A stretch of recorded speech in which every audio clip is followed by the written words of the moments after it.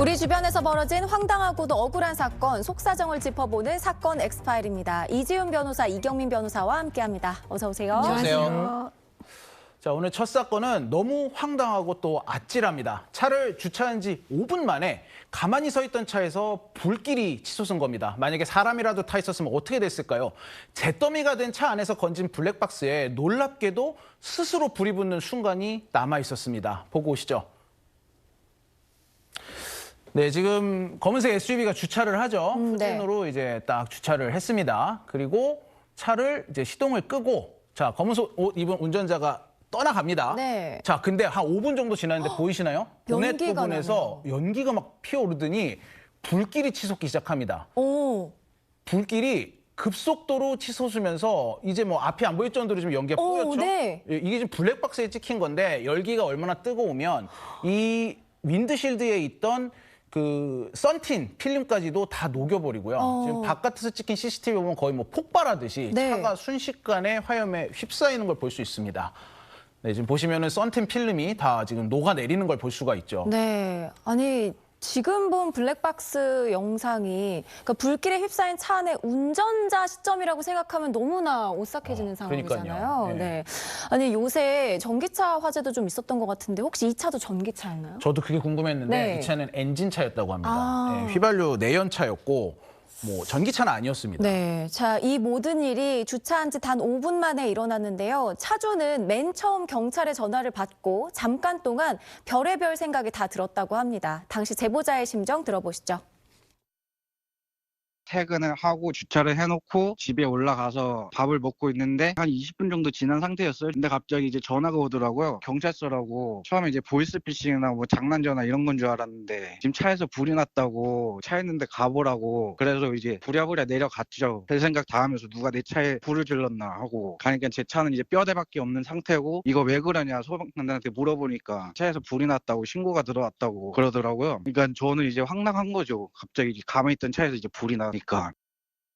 이 변호사님, 그러니까 일단 누가 불 지른 건 아니고요. 근데 이제 너무 황당하니까 궁금증이 드는 게 그럼 혹시 안에 무슨 휘발성 물질이 있었나? 아니면 뭐 불법 개조를 한 적이 있나? 뭐 여러 가지 생각이 드는데 어떤 상황이었습니까? 다양한 생각이 들 수 있는데요. 네. 일단 결론부터 말씀드리면 개조를 했거나 어떤 정비 이력이 특이하게 있지는 않은 차였습니다. 네. 근데 이 차가 2022년도였거든요. 출고를 했는데 그때부터 3년 동안 무사고로 계속 잘 운전을 해왔는데 가른 건 하나 있어요. 3개월 전에 엔진 오일을 한번 가르쳤답니다. 엔진 오일 간 거. 네. 통상적인 거죠. 그거는. 네, 그것밖에 안 했는데 지금 이제 화면에서 보시는데요.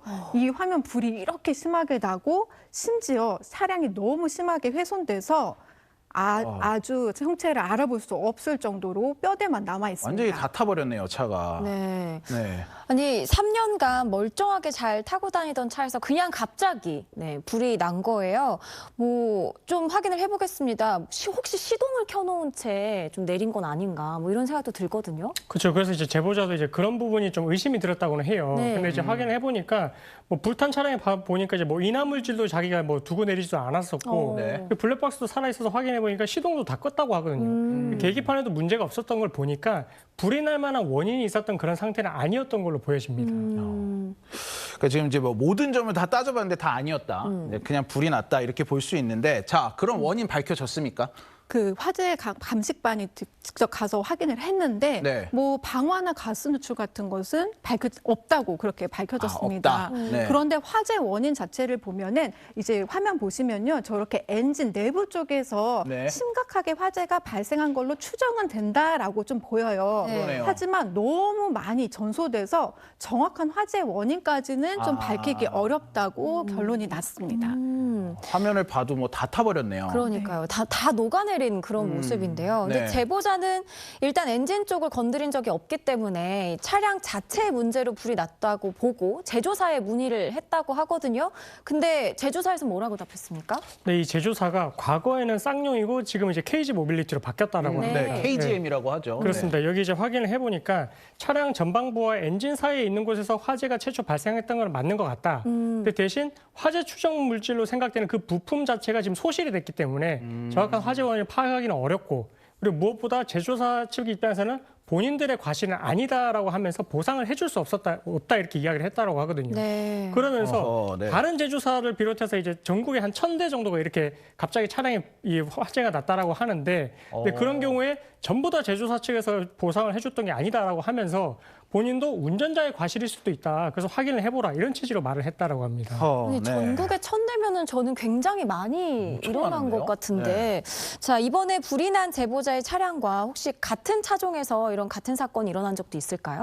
그렇죠. 이제 확인을 해보니까 그래서 동일한 차량 3대가 이렇게 차량에서 불이 난 적이 있었다라고 합니다. 네. 근데 이제 전소가 된 건 아니고 주차 중이지 않고 뭐 운행 중에도 이제 불이 난 경우가 있긴 있었는데 네. 근데 그래가지고 이제 제조사 측에 다 이제 문의를 했다라고 해요. 과실이 있는지 여부. 그래서 확인을 해보니까 제조사 측에서 전부 다 결함이 있지 않다. 그래서 이런 부분에 대해서 자기들은 책임이 없다. 이런 취지로 말을 했다라고 합니다.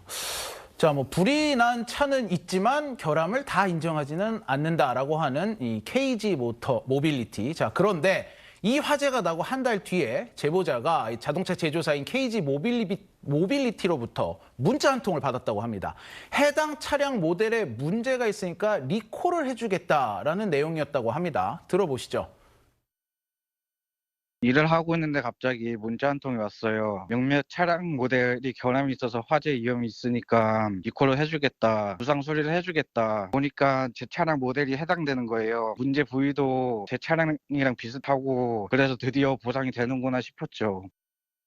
아니, 뭐 리콜 문자 받았으니까 당연히 보상 받을 수 있겠구나라고 생각을 했을 것 같은데, 그럼 제보자는 이 차량 화재 보상을 받았나요? 결론적으로는 아직 받지 못한 상태입니다. 네. 왜냐하면 이제 제조사에서는 리콜 통지문을 하나 보내줬는데요. 네. 이 통지문을 보시면 중대 리콜, 특히 화재 위험이 있은 경우는 네. 이 기간 안의 제품들은 모두 리콜 대상이고요. 무상으로 모두 교체해준다고 하고 특히 엔진 시동 쪽, 스타트 모터 쪽에 문제가 있을 때라고 결함을 인정하는 그 리콜, 중대 리콜 통지문을 받으셨거든요. 제보자 차가 조건에 다 들어맞는 거잖아요. 네, 그렇습니다. 그렇기 때문에 제보자도 내 차도 되나 하고 리콜 번호를 검색했더니 본인 차도 대상이 되는 거예요. 네. 그래서 KG 모빌리티에 전화를 했더니 담당자가 하는 말이 안 된다. 당신의 차는 할 수 없다. 왜냐하면 네. 화재 원인이 불명으로 나왔고 이미 전소됐기 때문에 우리가 뭘 교체해주거나 수리해줄 수가 없다라는 답변을 받았다고 합니다. 그래서 엄청 네. 답답해서 그러면 제조사를 좀 해달라라고 했더니 제조사는 할 필요가 없을 것 같다. 우리는 아무래도 보상을 해줄 수 없을 것 같다라는 입장을 전했다고 합니다. 좀 황당하네요. 자, 이 부분의 정확한 사실관계 확인을 위해서 저희 뉴스헌터스 팀이 직접 이 제조사 측에 문의해서 입장을 확인해봤습니다.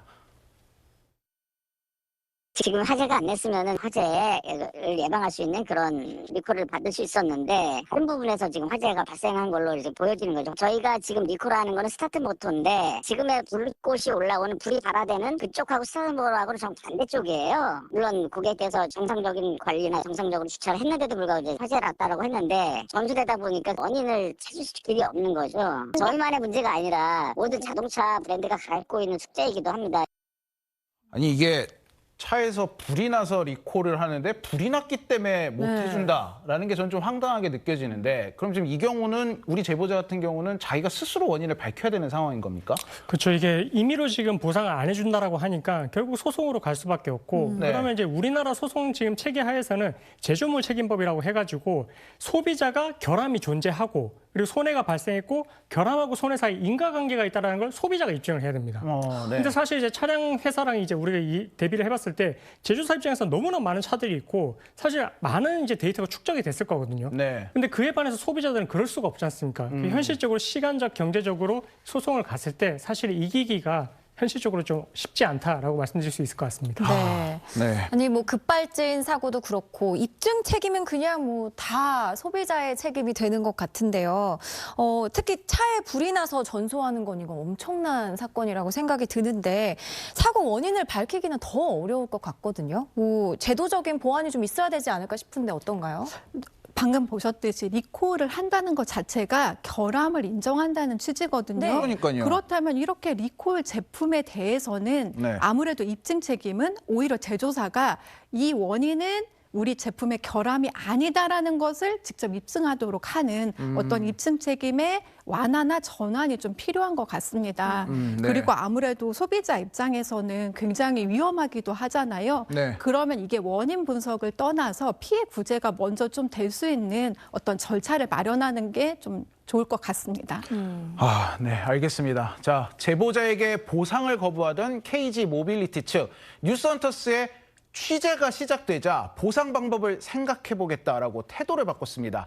취재를 시작해야만 움직이는 기업의 태도, 참 씁쓸합니다.